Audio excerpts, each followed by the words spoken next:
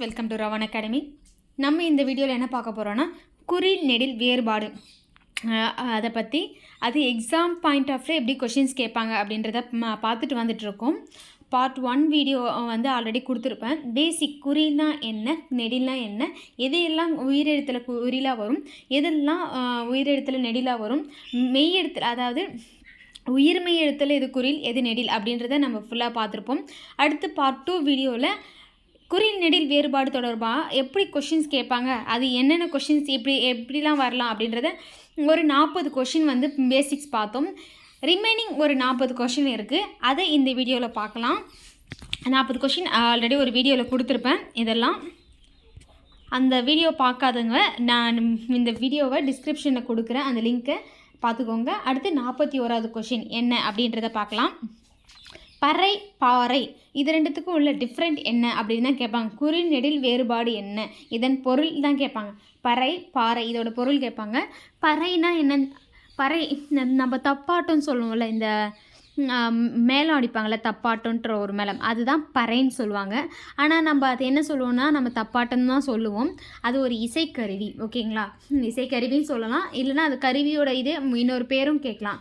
அடுத்து பாறை, பாறைனா என்ன, கல் தானே நம்ம பாறை அப்படின்னு சொல்லுவோம். இங்கே அதோட தூய தமிழில் நம்ம சொல்லுவோம் கற்பாறை அப்படின்னு சொல்லுவோம்.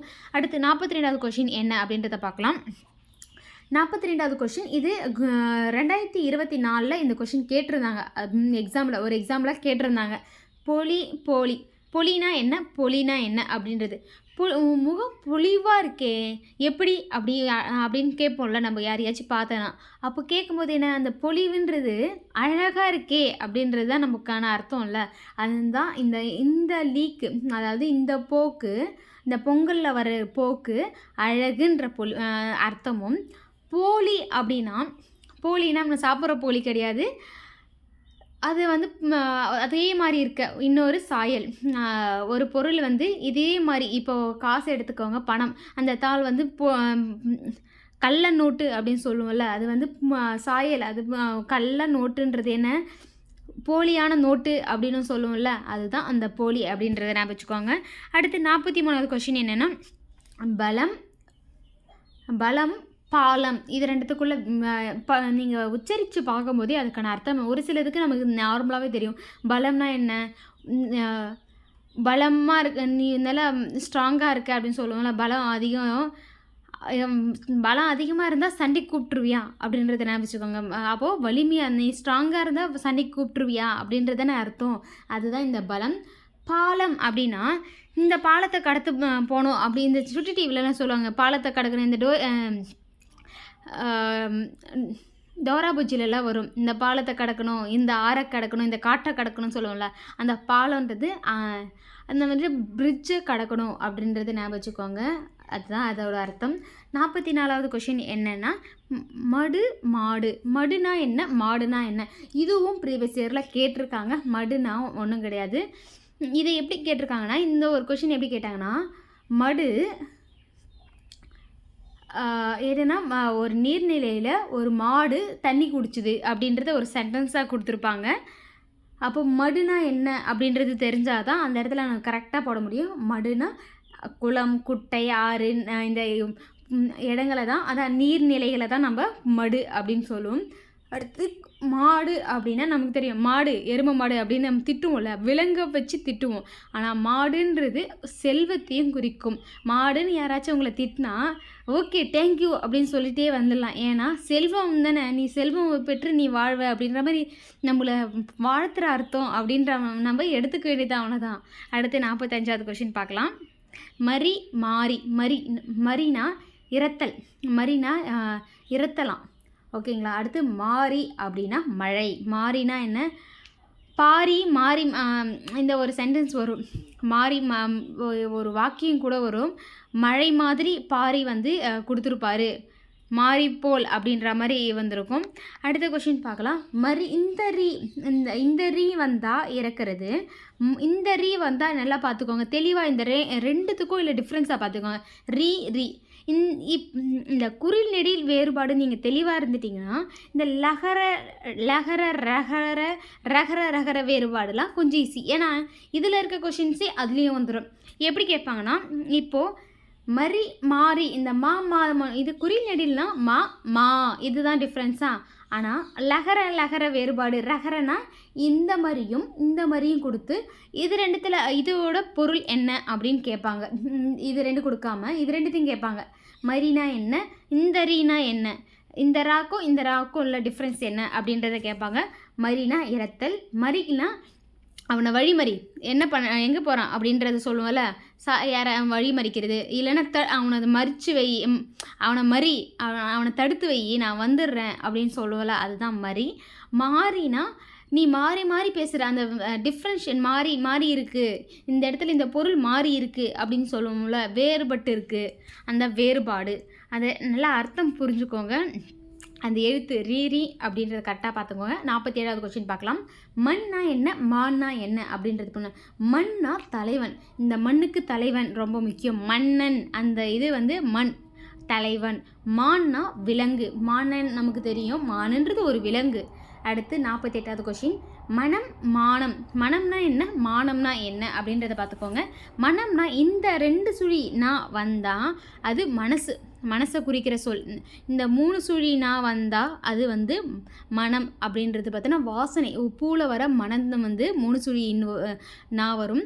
2 சுழி வந்தால் மனசு, உள்ளம் அப்படின்றத நான் வச்சுக்கோங்க. மானம் அப்படின்றது உனக்கு மானமும் இல்லை ரோஷமும் இல்லை அப்படின்னு திட்டுவோம்ல, உனக்கு மரியாதை, அந்த நம்மளோட சுயமரியாதை, இந்த மரியாதைகளுக்கு தான் மானம் அப்படின்றது. அடுத்து 49வது கொஸ்டின் பாருங்கள். முளை அந்த செடி நீங்கள் நட்டு வச்சிங்களே, அந்த விதை முளைச்சிருச்சா அப்படின்னு கேட்போம்ல, விதை முளைச்சிருச்சா அப்படின்றத முளை. அடுத்து மூளை அப்படின்னா என்ன, மூளைன்றது என்ன, மனுஷனில் இருக்க ஒரு உறுப்பு. மனுஷனுக்கு மட்டும் கிடையாது, எல்லா விலங்குகளுக்கும் மூளைன்ற ஒரு உறுப்பு இருக்குது, அவ்வளோதான். அதாவது உறுப்புக்களை பற்றி கேட்டிருந்தா மூளை, கண், வாய், மூக்கு, கால், இந்த மாதிரி இதெல்லாம் கேட்கும்போது அது ஒரு உறுப்பு, அது டேரெக்டாகவே நமக்கு ஆன்சர் அப்படியே கொடுத்துருவாங்க. அடுத்து 50வது கொஸ்டின் பாருங்கள். மடம்னா என்ன, மாடம்னா என்ன அப்படின்றத பார்த்துங்க. மடம்னா என்ன, இப்போ ஒரு துறவியெல்லாம் ரொம்ப தூரம் இங்கே நடந்து சன்னியாசியாக போயிட்டே வந்துட்டே இருப்பாங்க. அவங்க தங்கி அங்கே கொஞ்சம் நேரம் நைட்டில் ஸ்டே பண்ணுறதுக்காக ஒரு சின்ன மண்டபம் மாதிரி கட்டியிருப்பாங்க. துறவிகள் தங்குறதுக்காக ஒரு இடம் அங்கங்கே மடம் கட்டியிருப்பாங்க. மாடம்னா மாடம், வைக்கோல் போன்றவற்றால் வேயப்படாத மாடம். இது ஸ்கூல் புக்கில் இருக்கும். இதுக்கான அர்த்தம் எனக்கு தெரியல, தெரிஞ்சவங்க கமெண்ட் பண்ணுங்கள் கமெண்ட் பாக்ஸில். அடுத்த கொஷின் பார்க்கலாம். 51வது கொஷின் என்ன அப்படின்றத பார்க்கலாம். மென்மைனா என்ன, மேன்மைனா என்ன. மென்மைனா மென்மையாக சொல்லு. அப்படி ஒருத்தர்கிட்ட ஒரு ஏதோ ஒன்று விஷயங்கள் கோவப்படுறாங்கன்னா அவங்கக்கிட்ட மென்மையாக மெதுவாக ஏதாவது பக்குவமாக பேசுங்க அப்படின்னு சொல்லணும்ல, அந்த மென்மையும். மேன்மைனா நீ மேலும் மேன்மை அடையணும் அப்படின்றது ஒருத்தர் வாழ்த்துவாங்கல்ல, இந்த டீச்சர்ஸ் இந்த மாதிரி மென்மேலும் மேன்மையாக அதாவது மென்மைனா உயர்ந்து அப்படின்னு உயர்வாக போயிட்டே இரு அப்படின்ற மாதிரி. இது ரெண்டுத்துக்கும் அர்த்தம் பார்த்துங்க, மேன்மை. அடுத்த கொஸ்டின் பார்க்கலாம். 52வது கொஸ்டின் என்னென்னா, மண்டுனா என்ன, மாண்டுனா என்ன அப்படின்றத பார்க்கலாம். மாண்டு நெருங்கி மண்டிடுவாங்க தெரியுமா, சண்டை போட்டுகிட்டே இருப்பாங்க, நெருங்கி பக்கத்தில் சண்டை போட்டுகிட்டே இருப்பாங்க. மாண்டுனா மாண்டு போ, செத்துப்போ அப்படின்னு சொல்லுவோம்ல, இறந்து போகிறது, அதான் இறந்துரு, நீ எல்லாம் எதுக்கு உயிரோடு இருக்க, மாண்டு போ அப்படின்னு சொல்லுவாங்கள்ல, அதான் இறக்குறது தான் மாண்டு போய் விட்டார் அப்படின்னு சொல்லுவாங்க, இறந்துட்டார் அவர் அப்படின்றது. அடுத்து 53வது கொஸ்டின் பாருங்கள். வரம்னா என்ன, வாரம்னா என்ன அப்படின்றது தெளிவாக இருங்க. வரன்றது ஒருத்தர் நமக்கு கொடுக்குற அருள், நமக்கான ஆசீர்வாதம் கொடுக்குறாங்களே, அது வரம். வாரம்னா நம்ம வாரம் வருது இல்லை, கிழமைகள், திங்கள்லேருந்து ஞாயிறு வரையும் வர கிழமைகள் என்ன சொல்லுவோம், வாரம். இந்த வாரத்தில் இந்த கிழமைகள் இருக்குது. அடுத்து 54வது கொஸ்டின் என்ன பாருங்கள். விதினா என்ன, வீதினா என்ன? விதினா தலையெழுத்துன்னு சொல்லிடுமா? நம்மளோட விதி அப்படி நம்ம சட்டம் அப்படின்றதும் எழுதப்பட்ட ஒன்று. அந்த விதின்றது இந்த விதியை பயன்படுத்தி, இந்த சட்டத்தை பயன்படுத்து அப்படின்றத அர்த்தம். அடுத்து வீதி அப்படின்னா, ஒவ்வொரு வீதியிலும் இந்த பசங்க விளையாடிட்டே இருப்பாங்கப்பா. இந்த வீதியில் வந்து ஒரு நிமிஷம் இருக்க மாட்டாங்க, சும்மா இருக்க மாட்டாங்க. அதாவது தெருவில் வந்து சுற்றிட்டே இருப்பாங்க குட்டி பசங்க. அப்போ வீதினா. அடுத்து 55வது கொஸ்டின் பாருங்களேன். விடு வீடு. விடுனா விடு, என்னை விடு, விட்டு விடு. அது ஓகேங்களா? வீடுனா நம்ம தங்குற இடம் தான் வீடுன்னு சொல்லுவோமா? அடுத்த கொஷின் 56வது கொஷின் பார்க்கலாம். 56வது கொஷின் வலி வாலி. வலினா என்ன? வாலினா என்ன? வலி இந்த லீ, இதுவும் நல்லா அமைச்சுக்கோங்க. இந்த வலி இந்த லீ, இது வந்து லகர அதுலேயும் நம்ம பார்ப்போம். வலினா என்ன, வாலினா என்ன அப்படின்றத ஃபஸ்ட்டு பார்த்தலாம். இந்த லீ வந்தால் காற்று, ஓகேவா? இந்த லீ வந்தால் துன்பம். இந்த லீ வந்து வலின்னு வந்தால் காற்று, இந்த லீ வந்தால் துன்பம், ஓகேங்களா? அடுத்து வாலினா என்ன? அந்த வாளியில் வந்து கிணத்துல வாளியில் தண்ணி மொள்ளுங்க அப்படின்னு சொல்லுவாங்களா? அந்த வாளின்றது என்ன? அந்த பாத்திரத்தில் தானே மொள்ளுவாங்க, அந்த குண்ணால் தான் மொள்ளுவாங்க, ஓகேங்களா? அடுத்து வாலின்றது என்னென்னா, இந்திரன் மகனை வந்து இந்திரனோட மகன் தான் அவனோட பேர் வந்து வாலி. அடுத்த கொஷின் பார்க்கலாம். 58வது கொஷின் பார்க்கலாம். வலை வாழை. வலைனா என்ன, வாழைனா என்ன? இன்னொரு லை, இந்த லை வரும், அந்த லை வந்து பாருங்கள், அதுக்கும் இதுக்கும் என்ன டிஃப்ரென்ஸ். இப்படி நீங்கள் வந்து குறிநெடில் வேறுபாடு படிக்கும்போதே இந்த வலைக்கும் இன்னொரு வலைக்கும், இந்த வலி இந்த லீக்கும், சின்ன லீக்கும் பெரிய லீக்கும், வலி இந்த லீ வலியில் இந்த லீக்கும் இந்த லீக்கும் என்ன டிஃப்ரென்ஸ் அப்படின்னு பார்த்தீங்கன்னா, அது லகர நகர ரகர அந்த வேறுபாடுகள் அதுவும் நம்ம கவர் பண்ணிவிடும். இந்த ரெண்டுத்தையும் வந்து நீங்கள் கம்பைன் பண்ணி கொஞ்சம் படிச்சுக்கிட்டிங்கன்னா இதில் இருந்து 2 மார்க் கன்ஃபார்ம், 2 மார்க் 3 மார்க் இதில். ஏன்னா இப்போ கொஷின்ஸ் எப்படி கேட்குறாங்கன்னா, ரெண்டுமே கம்பைன் பண்ணி அந்த மாதிரி ஒரு கொஷின் கேட்டிருக்காங்க. ப்ரீவியஸ் இயர் கொஷின், நம்ம ப்ரீவியஸ் இயர் கொஷின் அனலைஸ் பண்ணும்போது நான் அதை காட்டுறேன். அதில் வந்து மேலே குறிநெடிலும் கேட்டிருக்காங்க, பக்கத்தில் ஒளி மரபும், அது ரெண்டுத்தையும் சேர்த்து அந்த கொஷின்ஸை வந்து கேட்டிருந்தாங்க. அடுத்து வலைனா என்ன? மீன் பிடிக்கிற வலையை வந்து மீன்பிடி வலை தான் வலைன்னு சொல்லுவோம். வாழைன்றது ஒரு இளம் பெண்ணை தான் வாழை அப்படின்னு சொல்லுவாங்க. அடுத்து 59வது கொஷின் பாருங்கள். வனம் வானம். வனம்னா என்ன? காடு. காடுன்றதுக்கு நிறைய பொருட்கள் இருக்குது. கானகம், வனம், இந்த மாதிரி நிறைய காடுக்குன்றதா பொருள் இருக்குது. இது 6th புக்கில் கொடுத்துருக்காங்க. கா அப்படின்ற ஒரு எழுத்துக்கு நிறைய அர்த்தங்கள் வந்து இந்த மாதிரிலாம் இருக்குது அப்படின்றது கொடுத்துருப்பாங்க 6th புக்கில். அடுத்து வங்கி வாங்கி. வங்கினா என்ன? நம்ம பேங்க்கில் என்ன பண்ணுவோம், சேமித்து வைப்போம். ஒரு சில லோன்லாம் வாங்குவாங்க, அது வேறு. சேமிக்கிற இடம் தான் பேங்க். அடுத்து வாங்கி அப்படின்றது, இதை வாங்கிட்டு வா அப்படின்னு சொல்லுவோம்ல, வாங்கிட்டு வா, இது ஒரு பொருளை வாங்கிட்டு வா உங்ககிட்ட இருந்து அப்படின்னா, வாங்கிட்டு வானா என்ன சொல்லுவோம், அது பெற்றுக்கொள்ளுதல். அவங்க வந்து வாங்கிட்டு வந்து நம்ம எடுத்துக்கிறது. அடுத்து ஓகேங்களா? அடுத்து நசி நாசி. நசினா என்ன, நாசினா என்ன? நாசினா மூக்கம். நாசினா என்ன? மூக்கு. நசினா குறைதல். நசினா என்ன சொல்கிறாங்க? குறைதல். நசினா குறைதல். இது பார்த்துக்கோங்க, இது கொஞ்சம் டிஃப்ரெண்ட்டாக இருக்கும், இதை ஞாபகம் வச்சுக்கோங்க. அடுத்து 62வது கொஷின் என்ன அப்படின்றத பாருங்கள். இது பாருங்கள், எரி ஏரி. இந்த ரீக்கும் உள்ள டிஃப்ரென்ஸ் என்ன அப்படின்றத பார்த்தீங்கன்னா, அது ரகர வேறுபாடு முடிஞ்சிடும். இந்த மாதிரி ஒரு சில கொஷின்ஸ் பார்த்தீங்கன்னா அதுலேயும் கவர் ஆகிடும். அதனால் உங்களுக்கு பயமே இல்லாமல் இது ரெண்டுத்தையும் கம்பைன் பண்ணி படிச்சிங்கன்னா இதில் கண்டிப்பாக 2 மார்க் எடுத்துடலாம். எரினா கொளுத்துறது, அது பற்ற வச்சிருமா அப்படின்னு சொல்லுவோம்ல, எரிய வைங்க அப்படின்னு. இந்த எரின்னு பார்த்தீங்கன்னா எரி தூக்கி போடு அங்கே வேணாம் அப்படின்னு சொல்லுவோம்ல, தூக்கி போடுறது தான் எரி. அடுத்து ஏரின்றது பார்த்தோன்னா, இந்த குளம் குட்டை ஏரி இதெல்லாம் நம்ம சொல்லுவோம்ல, நீர்நிலைகளை பேர் வைப்போம்ல, அந்த நீர்நிலைக்கு இந்த ரீ யூஸ் பண்ணோம், நல்லா வச்சுக்கோங்க, ஏரி. அடுத்து இந்த ஏரின்றது பார்த்திங்கன்னா மரத்தில் ஏறுறது இல்லை ஏணி மேலே ஏறுறது, அதான் ஏரி. அடுத்து 64வது கொஷின் பாருங்கள். ஆறு. அது அறுத்து விடு, ஓகேங்களா? அது வெட்டிடு அப்படின்னு சொல்கிறது. அறுக்கணுன்னா அறக்கிறது தானே, வெட்டுறது தானே. அடுத்து ஆறுனா நமக்கு நம்பர் எண்ணுன்னு கொடுக்கலாம். இந்த மாதிரி கொஷினில் கேட்பாங்க. நதினும் இருக்கலாம், ஆறுன்றது நதின்னு சொல்லுவோம். அதை தாண்டி எண், அது 6 ஒரு நம்பரை குறிக்குது இல்லை, என்ன தானே குறிக்குது. அது ரெண்டும் வரலாம், அதை பார்த்துக்கோங்க. அடுத்து 65வது கொஷின் என்னன்னா, அழி ஆழி. அழினா என்ன? அழிக்கிறது, ஒரு பொருளை அழிக்கிறது. ஆழினா கடல்.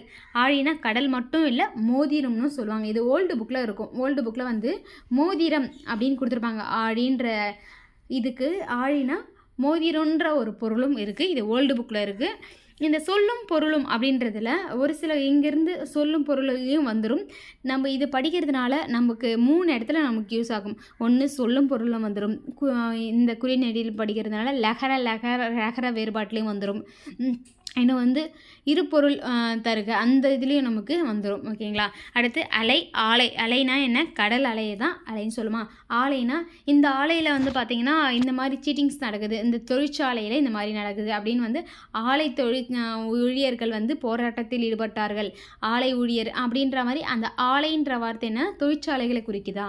அடுத்து 67வது கொஷின் பாருங்கள். உளி ஊழி. உளினா என்ன? உளி, அந்த உளியை வச்சு இந்த உளியை வச்சு இங்கே ஓட்டை போடுங்க அப்படின்னு சொல்லுவோம்ல உளியால். அந்த உளி அந்த ஒரு கருவியும். ஊழி அப்படின்றது ஒரு மீன் வகையாம். உளின்றது என்ன? ஒரு மீன் வகை. அடுத்து 68வது கொஷின் பாருங்களேன். அரி ஆரி. அரினா என்ன? ஆரினா என்ன அப்படின்னா, அரினா என்ன சொல்லுவோம்? அறிகிறது. அருவாமனையில் அறிவோம்ல, வெட்டுறது. அடுத்து இன்னொன்று இந்த இடத்துல நான் தான் சொன்னேன்ல, இருபொருள் தருக, ஒரு சொல்லிருக்கான ஒரு பொருள் பன்மொழி அப்படின்ற மாதிரி அதுலேயும் வரும். அரினா திருமால்ன்ற பொருளும் இருக்குது. அரினா சிங்கம்னு சொல்லுவாங்க. ஓகேங்களா. அடுத்து ஆரி அப்படின்னா அருமை. ஆரினா அருமை. அடுத்து 69வது கொஷின் பாருங்கள். அவல் ஆவல். அவல்னா என்ன? அவல்னா என்ன? நம்ம சாப்பிட்ற அவல் இருக்குது தெரியுங்களா. அவல் உடச்சக்கல்ல அவலை வாங்கிட்டு வாங்க சாமிக்கு படைக்கணும்னு சொல்லுவாங்கள்ல, அதில் வர அவல் தான் இந்த உணவு. ஆவல் அப்படின்னா நான் ஆவலாக எதிர்பார்த்துட்ருக்கேன், நீங்கள் அந்த ஃபுட்டை எனக்கு வாங்கிட்டு வந்து தருவீங்க, நான் ஆவலாக எதிர்பார்த்துட்ருக்கேன் அப்படின்னு வந்து நம்ம டேடிக்கிட்ட சொல்லுவோம்ல. டேடி நான் இன்னைக்கு எக்ஸைட்மெண்ட்டாக இருக்கேன் டேடி, எனக்கு ஆவலாக இருக்குது டேடி, சீக்கிரம் வாங்கிட்டு வாங்க டேடி அப்படின்னு சொல்லுவோம்ல, அதுதான் ஆவல். அடுத்து 70வது கொஷின் பாருங்களேன். இது ஈடு. இடு ஏதாச்சும் ஒன்று இடுங்க. ஏதாச்சும் ஒன்றுத்தில் தலையிடாத, இதில் தலையிடாத, இல்லைன்னா கோலத்தை இடு அப்படின்னு சொல்லுங்களா. முறையீடு இதெல்லாம் வந்து ஈடுனா ஈடு இல்லை, ஒரு பொருளுக்கு ஈடு எதுவுமே கிடையாது, ஈடே கிடையாது அப்படின்றது. 71வது கொஷின் பாருங்கள். எழுனா என்ன? ஏழுனா என்ன அப்படின்றத பாருங்கள். எழுனா எழுந்துரு, படுத்துகிட்டே இருக்காது, எழுந்துரு அப்படின்னு சொல்லும்போது எழு அப்படின்ற வார்த்தையும், 7 அப்படின்றது நம்பர்ஸ், 7ன்றது நம்பரை குறிக்கிறது. ஓகேங்களா. அடுத்து 72வது கொஷின் பாருங்கள். வெல்னா என்ன? வேல்னா என்ன? உன்னால் முடியும், நீ அப்படின்னு சொல்லுவோம்ல, வெற்றி கொள் அப்படின்ற. வேல்னா இந்த முருகர் கையில் இருக்க வேல் தான் ஆயுதம், அந்த ஆயுதம் தான் வேல். அடுத்த கொஷின் பார்க்கலாம். 73வது கொஷின். அடை ஆடை. அடைனா என்ன? ஆடைனா என்ன அப்படின்றத பாருங்கள். அடைனா ஒரு விஷயத்தை நம்ம அடையிறது, இலக்கை அடையிறது. நீ உன்னால் முடியும், இந்த இலக்காடை நீ அடைஞ்சிருவ அப்படின்னு சொல்லுவோம்ல, அடை. அதுதான் அடைன்றது. ஆடைன்னா நம்ம துணி, நம்ம போட்டுக்கிற நம்ம ஆடை அணிஞ்சு இருக்குது, நல்லா இருக்குது, இந்த ஆடை நல்லா இருக்குது அப்படின்னு சொல்லுவேன். இப்போது நம்ம இங்கிலீஷில் ட்ரெஸ் அப்படின்னு சொல்லிடுறோம், அப்போ அது ஆடை அப்படின்னு தான் சொல்லுவோம். அடுத்து 74வது கொஷின் பார்க்கலாம். உதைக்காத. இந்த குழந்தைங்கள்லாம் என்ன பண்ணும், சும்மாவே இருக்க மாட்டாங்க, உதைச்சிட்டே இருப்பாங்க, ஏதாச்சும் ஒன்று போட்டு உதைக்காத, காலால் உதைச்சிட்டே இருப்பாங்களா, அதுதான் ஊதைன்றது. இது வந்து ஸ்கூல் புக்கில் 9th புக்கில் கொடுத்துருப்பாங்க. காற்றே வா அப்படின்ற ஒரு லெசனில் ஊதை காற்று, கொண்டல், அப்புறமா தென்றல், இந்த மாதிரி வார்த்தைகள் வருமா. ஊதைன்றது வடக்கிலிருந்து வீசுகிற காற்று தான், இந்த வாடை காற்று தான் ஊதை அப்படின்னு சொல்லுவாங்களாம். அடுத்து 75வது கொஷின் பார்க்கலாம். சாந்துனா என்ன? சாந்துனா என்ன? அந்த சந்தில் போய் உக்காந்தாதான், அந்த சந்தில் ஏன் போகாத அப்படின்னு சொல்லுவல, அந்த குறுகிய வழி, அந்த சந்துனா சின்ன பிளேஸில் அந்த வழியாக ஏன் போகிற அப்படின்னு சொல்கிறது. சாந்துனா இந்த சாந்தனை என்ன சொல்லுவோம், அது ஒரு பசை அப்படின்னு சொல்லுவோம். அடுத்து சாந்தம். சாந்தமாக ஏன் இருக்க? சாந்தமாக இல்லைனா சாந்தமாக இருக்காது, ஏதாச்சும் பேசு அப்படின்னு சொல்லல, அமைதியாக ஏன் இருக்க அப்படின்றது தான் இந்த சாந்தம். சந்தம் அப்படின்றது இசைகளை யூஸ் பண்ணுவாங்க. இந்த சந்தம், இந்த சரணம், இந்த சந்தம் இது நல்லா இருக்கு அப்படின்னு சொல்லுவோம்ல இசையை பற்றி, அதுதான் சந்தம். அடுத்து 77வது கொஷின் பாருங்கள். கிச்சு கீச்சு. கிச்சுனா என்ன? கிச்சு கிச்சு கிச்சு கிச்சுன்னு அந்த குச்சு குச்சு குச்சுன்னு பேசுவோம்னு சொல்லுவேன்ல, அதுதான் கீச்சு. கீச்சு அப்படின்னா பறவையில் ஒலி. பறவைகள் வந்து ஒரு சில பறவை என்ன பண்ணுன்னா கீச்சு கீச்சு கீச்சுன்னு கத்தும். அது பறவைகளோட ஒலியை வந்து கீச்சு அப்படின்னு சொல்லுவோமா. அடுத்து 78வது கொஷின் பாருங்கள். தினம் தீனம். தினம்னா என்ன? தீனம்னா என்ன? தினம்னா தினசரி இருக்கிற நாள் தான் தினம். தீனம்னா வறுமை கொடுமை. இதை மட்டும் நல்லா நினச்சிக்கோங்க. ஏன்னா நம்மளுக்கு நிறைய கொஷின்ஸ் வந்து நார்மலாக நம்ம யூஸ் பண்ணுற வார்த்தைகள் தான், அதனால் நமக்கு அதெல்லாம் பெருசாக தெரியாது. ஒரு சில கொஷின்ஸ் மட்டும் நான் இந்த மாதிரி ரவுண்ட் பண்ணி காட்டுறேன்ல, அதெல்லாம் மட்டும் மெயினாக எழுதி வச்சுக்கிட்டு கூட நீங்கள் அதை ரிவிஷன் பண்ணிகிட்டே இருந்தீங்கன்னா இந்த மாதிரி கொஷின் தான் நமக்கு தெரிகிற மாதிரி எல்லோருக்கும். இது வந்து ஒரு சில கொஷின்ஸ் இப்போ வந்து என்ன கொஷின் எடுத்துக்கலாம், 7 இது எல்லோருக்குமே நார்மலாக தெரிகிற கொஷின். இந்த தினம் தீனம். தீனம்னா என்ன அப்படின்றது ஒரு சிலருக்கு தெரியாது. இப்போது அதே மாதிரி பிழைனா தவறுன்னு தெரியும், பீழைனா துன்பம், அது நினச்சிக்கோங்க. இந்த மாதிரி கொஷின்ஸ் தான் நீங்கள் இப்போது டிஎன்பிஎஸ்சி எப்படி கேட்குறாங்கன்னா எல்லோருக்கும் தெரிஞ்ச கொஷின்ஸ்லாம் வந்து அவ்வளோ வந்து அவாய்ட் பண்ணிவிட்டு இதெல்லாம் வந்து இதெல்லாம் வந்து ஒரு சிலருக்கு தான் தெரியும், ஒரு சிலர் படிக்கிறவங்களுக்கு தான் தெரியும், ஒரு சிலருக்கு வந்து இதை பற்றி என்னென்னு கூட தெரியாதுல்ல. அந்த மாதிரி கொஷின்ஸ் தான் இப்போ டிஎன்பிஎஸ்சி எடுக்கிறாங்க. அப்போ பீழை எடுக்கலாம், தீனம் வந்து அடுத்த எக்ஸாம்பிள் கூட கேட்கலாம். அடுத்து விதம் வீதம். விதம்னா இந்த விதத்தில் இந்த வகையில் இந்த மாதிரி பண்ணணும் அப்படின்னு சொல்லுவோம்ல. இந்த விதம் ஒரு விதம் இருக்குல்ல, இந்த வகை இருக்குல்ல, அந்த மாதிரி தான் பண்ணணும் அப்படின்னு சொல்லல, அதுதான் விதம். விகிதம். இந்த வீதம் இந்த அளவில், பங்கு விகிதம் இந்த அளவில் இருக்குது அப்படின்னு சொல்கிறது தான் அந்த வீதம். இதோட 80 கொஷின் குறில் நெடில் வேறுபாடு முடிஞ்சிருச்சு. நம்ம டெலகிராம் நம்ம ராவன் அகாடமி சேனலில் குரூப் 4க்கான டெஸ்ட் பேட்ச் வந்து ஸ்டார்ட் பண்ண போகிறோம். என்றைக்கு ஸ்டார்ட் பண்ணோன்னா நவம்பர் 20 தான் ஸ்டார்ட் ஆகும். டெஸ்ட் 1 வந்து ஸ்டார்ட் ஆகுது நவம்பர் 1 தான். அதாவது நவம்பர் 20 தான் ஸ்டார்ட் ஆகும் டெஸ்ட் 1. பட் அதுக்கான டே ஷீட் வந்து பார்த்திங்கன்னா நவம்பர் 15லேயே ஸ்டார்ட் ஆகிடும். ஜாயின் பண்ணுறவங்க சீக்கிரம் நவம்பர் 15க்கு முன்னாடியே ஜாயின் பண்ணிவிடுங்க. ஏன்னா அன்னிலேருந்து நான் டே ஷீட் கொடுத்துருவேன். நவம்பர் 15ஆம் தேதி என்ன படிக்கணும் அப்படின்றதும் கொடுத்துருவேன். அன்றைக்கான வீடியோஸ் எல்லாமே நான் 1 by 1 கொடுத்துட்டு வந்துட்டுருக்கேன். அந்த வீடியோஸும் கொடுத்துருவேன். ப்ளஸ் நான் எடுக்கிற வீடியோஸை அந்த பிடிஎஃப்பையும் நான் உங்களுக்கு டெலகிராமில் நீங்கள் டெஸ்ட் பேட்சில் ஜாயின் பண்ணிங்கன்னா உங்களுக்கு தனியாக லிங்க் கொடுத்துருவேன். அந்த லிங்க்கில் நீங்கள் டெலகிராமில் ஜாயின் பண்ணிக்கோங்க.